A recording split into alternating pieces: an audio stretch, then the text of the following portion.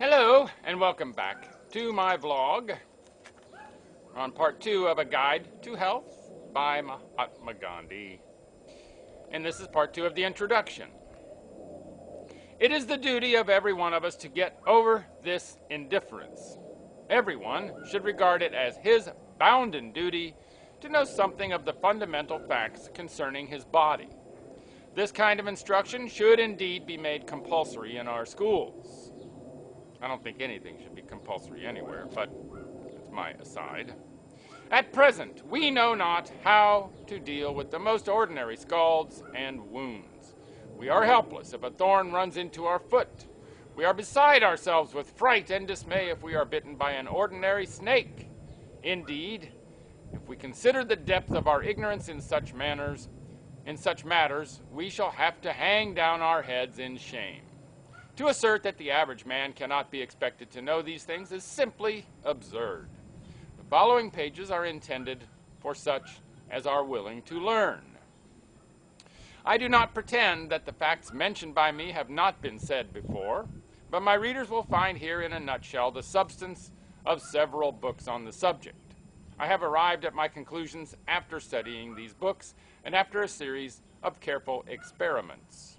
Moreover, those who are new to this subject will also be saved the risk of being confounded by the conflicting views held by writers of such books. One writer says, for instance, that hot water is to be used under certain circumstances, while another writer says that exactly under the same circumstances, cold water is to be used. Conflicting views of this kind have been carefully considered by me so that my readers may rest assured of the reliability of my own views. We have got into the habit of calling in a doctor for the most trivial diseases. Where there is no regular doctor available, we take the advice of mere quacks. We labor under the fatal delusion that no disease can be cured without medicine. This has been responsible for more mischief to mankind than any other evil.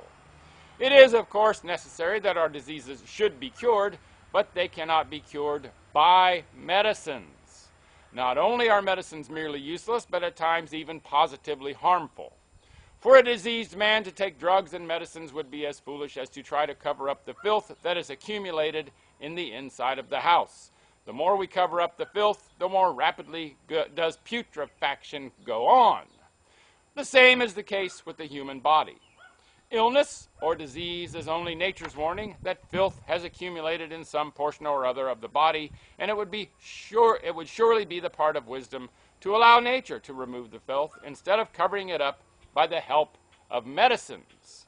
Those who take medicines are really rendering the task of nature doubly difficult.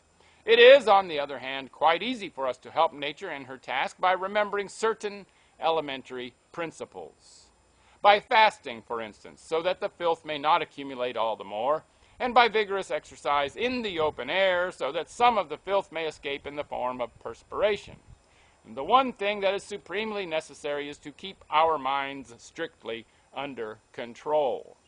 We find from experience that when once a bottle of medicine gets itself introduced into a home, it never thinks of going out, but only goes on drawing other bottles in its train.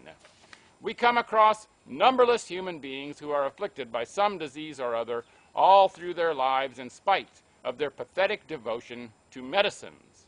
They are today under the treatment of this doctor, tomorrow of that. They spend all their life in a futile search after a doctor who will cure them for good. As the late Justice Stephen, who was for some time in India, said, "It is really astonishing that drugs of which so little is known should be applied by doctors to bodies of which they know still less." Some of the greatest doctors of the West themselves have now come to hold this view. Sir Astley Cooper, for instance, admits that the science of medicine is mostly mere guesswork. Dr. Baker and Dr. Frank hold that more people die of medicines than of diseases, and Dr. Massengood even goes to the extent of saying that more men have fallen victims to medicine than to war, famine, and pestilence combined.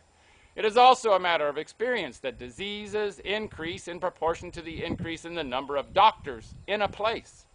The demand for drugs has become so widespread that even the meanest papers are sure of getting advertisements of quack medicines if of nothing else.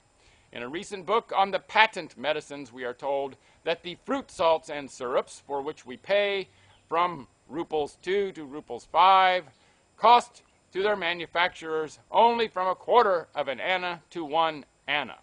No wonder then that their compositions should be so scrupulously kept a secret. We will therefore assure our readers that there is absolutely no necessity for them to seek the aid of doctors.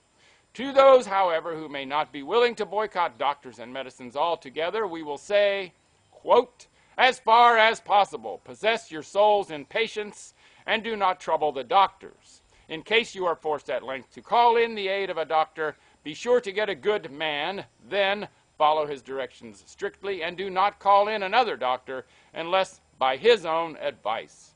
But remember, above all, that the curing of your disease does not rest ultimately in the hands of any doctor.